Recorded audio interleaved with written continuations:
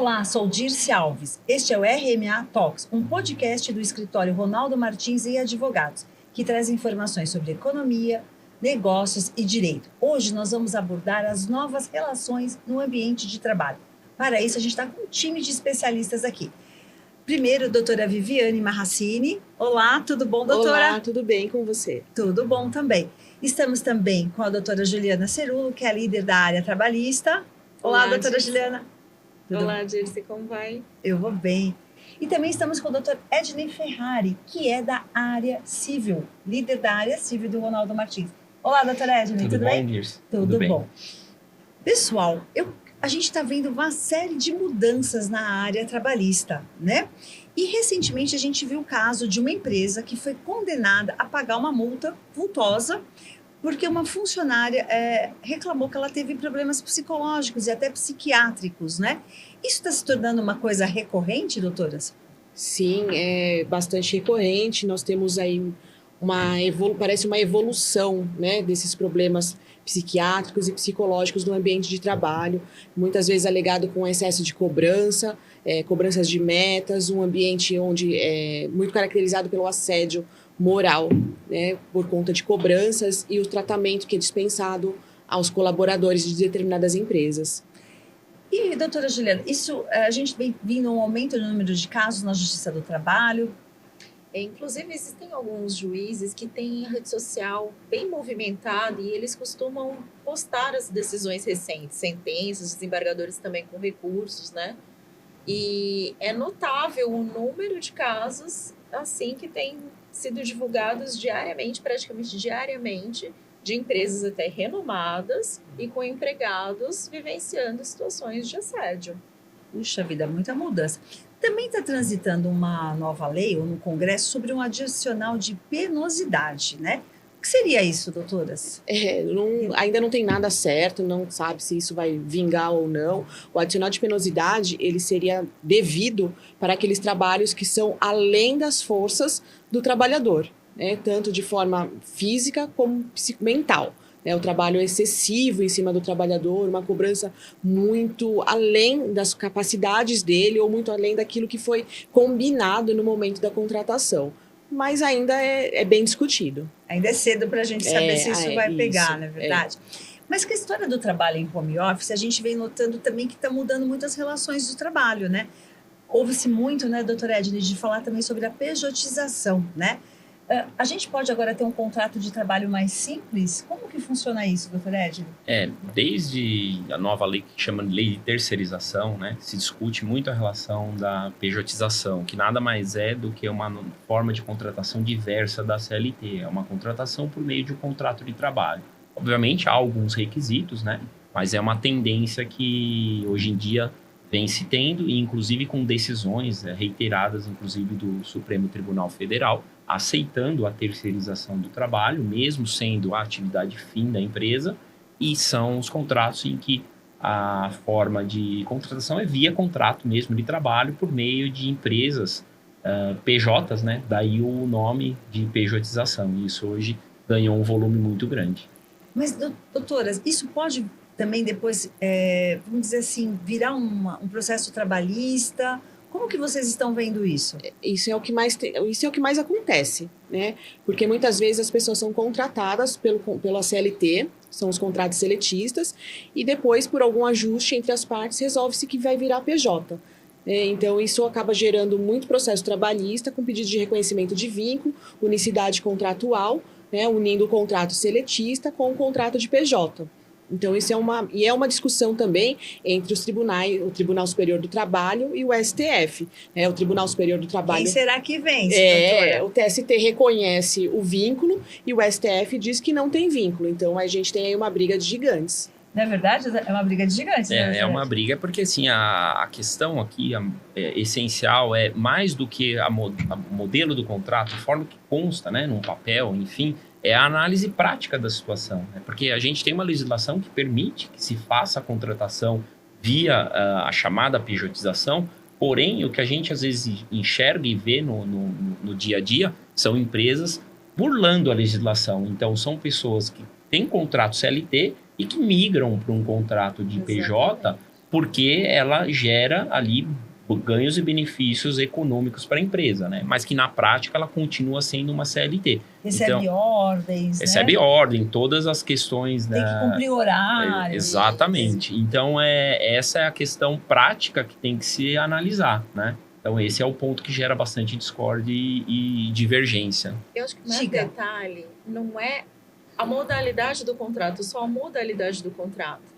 Porque você pode ter um contrato muito bem redigido, sem previsão alguma de brecha trabalhista. Só que acontece que peca-se na forma de execução.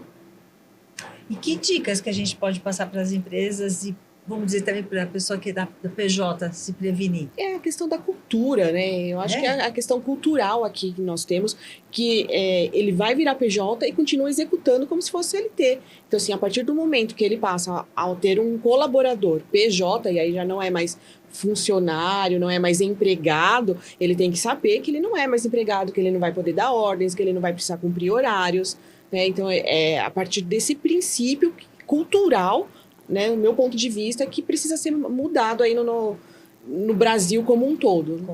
Eu vejo como fundamental nesse sentido também é que aquele que é PJ, ele tem a disponibilidade para atender outras empresas. Que é justamente isso que culturalmente a Viviane mencionou, que as empresas não têm esse hábito. Ela quer exclusividade. Ele presta serviço para mim.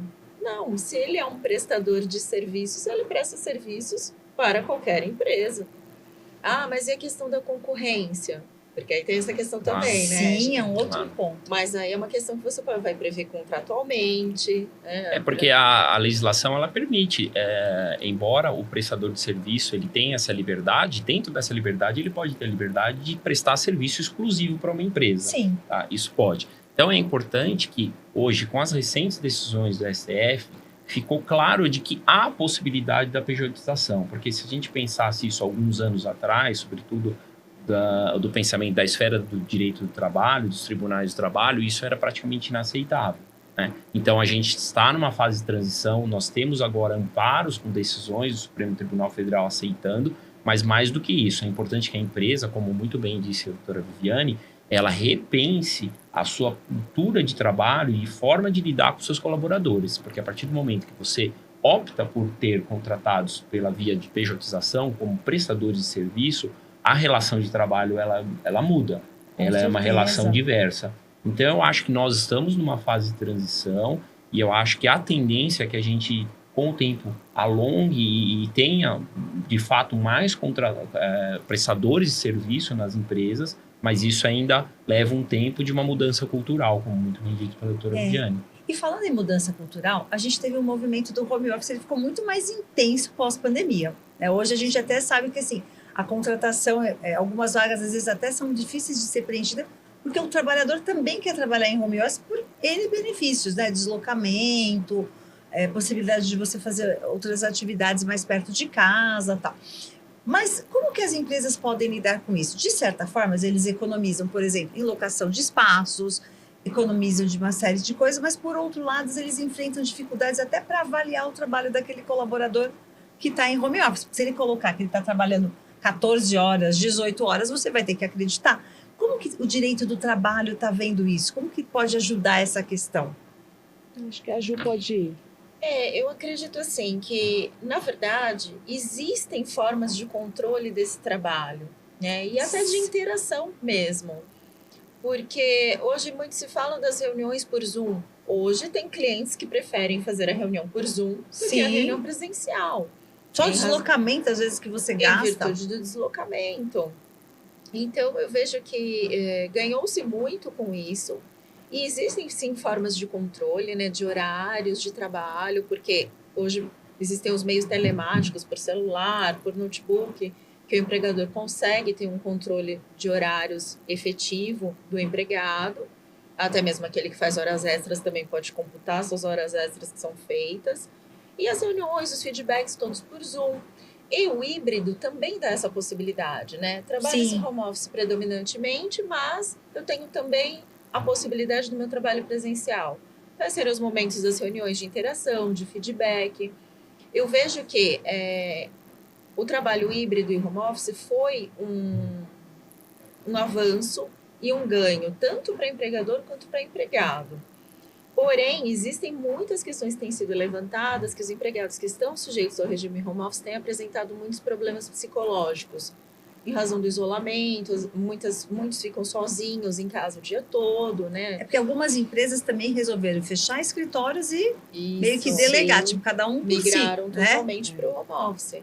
Mas aí a própria empresa também pode estimular formas de interação entre os empregados, né? Vejo que não existe só aquela possibilidade do contato físico. Sim, é possível. Então, existe a possibilidade das reuniões com a câmera aberta, as ligações, voltar às ligações de telefone. O isolamento também é uma questão de escolha também. É de escolha e uma mudança de cultura também, como a doutora Viviane estava falando, né? Sim, mas eu acho que até a questão cultural, na avaliação, nesse controle da jornada do trabalhador home office, porque a gente tem conhecimento aí de decisão de tribunal que a trabalhadora era obrigada a ficar com a câmera ligada toda a jornada de trabalho. Nossa. É uma perseguição. Como é que ela faz para ir ao banheiro, para ela Então, poder é a questão cultural de novo, né? A perseguição que a trabalhadora sofria e ela era obrigada a ficar com a câmera ligada toda a jornada. Então, qualquer saída dela era pontuada pela supervisora. Nossa. Então, é uma questão novo, cultural. A gente precisa mudar São bastante. as novas relações no ambiente de trabalho, né? Sim, E sim. falando em novas relações, a gente tem a tal da Lei Geral de Proteção de Dados, né? Que é a LGPD. Eu sei que o Dr. Edney é especialista nessa área. E eu acho que fica uma confusão entre o que eu posso divulgar desse empregado, o que eu não posso divulgar. Ele está com uma doença ou não está com, né? Posso colocar, não posso colocar. Prontuários médicos. Como é os prontuários médicos? Como é que isso circula? Porque às vezes é uma informação sensível, mas que ela passa por várias áreas, não é verdade, doutor? É verdade. Eu costumo sempre dizer que a lei geral, como o próprio nome diz, é uma lei de proteção de dados, não proibição. Então, isso Olha, significa muito bom que você isso. pode usar o dado, não tem nenhum impedimento em que você use o dado. Porém, a própria lei diz, você tem que especificar qual que é a finalidade, por que você quer o dado. E aí, na lei, ela elenca as bases legais para você poder tratar o dado. Então, você como agente e receptor do dado, você vai tratar, você tem que ter uma base legal. E aí a gente tem várias. Geralmente, na relação de trabalho, é a execução de um contrato. Você precisa dos dados. Então, o que a gente sempre recomenda para as empresas é que, primeiro, capte apenas os dados estritamente necessários. Tá? Não mantenha dado que não tenha uma finalidade específica para uso. Então, você vai captar os dados estritamente necessários para a execução do contrato de trabalho. Tá? E, obviamente, você tem que ter uma série de medidas de proteção desse dado, tá? Para que ele não vaze. Tá? Então, Certo. no caso específico de informações de prontuário médico, você tem que ter uma atenção redobrada, porque nós estamos tratando de um dado que a lei entende como sensível. Sim. São dados que têm uma repercussão, em caso de vazamento, que pode gerar um dano maior ao titular do dado. Então, é muito importante que esse dado necessário para a execução do trabalho, ele seja protegido com todas as garantias de que ele não vaze. E caso ocorra um vazamento, você tem que estar preparado para tomar as medidas que façam com que diminua eventuais prejuízos que esse vazamento possa impactar. Tá? Na área de recursos humanos, vocês já tiveram notícias de algum caso de vazamento de dados e aí acabou acontecendo alguma ação na esfera judicial? Não, eu ainda não. Não vi alguma coisa, não vi nenhuma ainda. Mas a gente pode partir do pressuposto, né, de que existem algumas doenças que geram estigma. Né? Sim, eu imagino. E exposto um dado deste aos demais empregados da empresa, por exemplo, por algum erro de sistema, enfim, banco de dados ficou aberto e outros empregados tiveram acesso. Na verdade, a gente tem já casos de vazamento de dados de grandes empresas, né? Inclusive de empresas aí famosas, conhecidas, que geraram até sanções muito grandes, né? Então, ainda é algo muito, muito novo, mas que hoje a gente já tem um órgão que controla, que é a Agência Nacional de Proteção de Dados, a ANPD, e ela tem esse controle eficaz. Então, a gente tem casos de grandes empresas que teve vazamento de dados, e inclusive a gente já teve uma primeira multa arbitrada pela Agência Nacional de Proteção de Dados, a ANPD, porque, mais uma vez, como eu disse, não há nenhum problema em se captar o dado e tratá-lo. Mas você tem que ter uma responsabilidade de proteção e, mais do que isso, em caso ocorra um vazamento, que seja acidental, vocês têm que ter todo um preparo para como você vai atuar para que esse dado vazado gere o menor dano e impacto para os titulares. Perfeito. Nossa, que bate-papo gostoso, mas já estamos pertinho do nosso horário de encerrar. Doutora Viviane, peço suas considerações finais, depois a doutora Juliana e depois o doutor Edney, para a gente estar encerrando. Eu acho que para as novas relações de trabalho, eu acho que é importante, de novo, né, pontuar a questão cultural. É preciso mudar muito além dos papéis, né, precisa mudar também a mente das pessoas, né, tanto de um lado quanto do outro, para que a gente possa evoluir aí nessas novas relações. Obrigada. Juliana? Eu acredito que nessa esteira aí do que a Viviane mencionou, né, a mudança cultural e a disciplina, né, o aprendizado, aprender o novo, estar disposto a aprender o novo, praticar a legislação de acordo com as atualizações, né, porque é isso. Dia a dia temos novas leis surgindo para serem aplicadas. Acrescentando, assim, o importante é a empresa estar acompanhando essas mudanças e, mais do que isso, ter uma assessoria jurídica que possa, conheça, esteja atualizada, acompanhando, que possa dar todo o suporte. E nesse ponto, a gente aqui do Ronaldo Martins, a gente se coloca à disposição dos nossos clientes, que a gente tem toda uma base, uma infraestrutura e uma capacidade muito boa dos nossos profissionais que pode assessorar as empresas nesse sentido, para evitar eventuais problemas e ajudar as empresas nessa transição das novas relações de trabalho. É verdade. Tudo que é novo exige esse aprendizado, esse estudo, né? Quero agradecer a presença de vocês aqui. RB Talks fica por aqui e até o próximo episódio.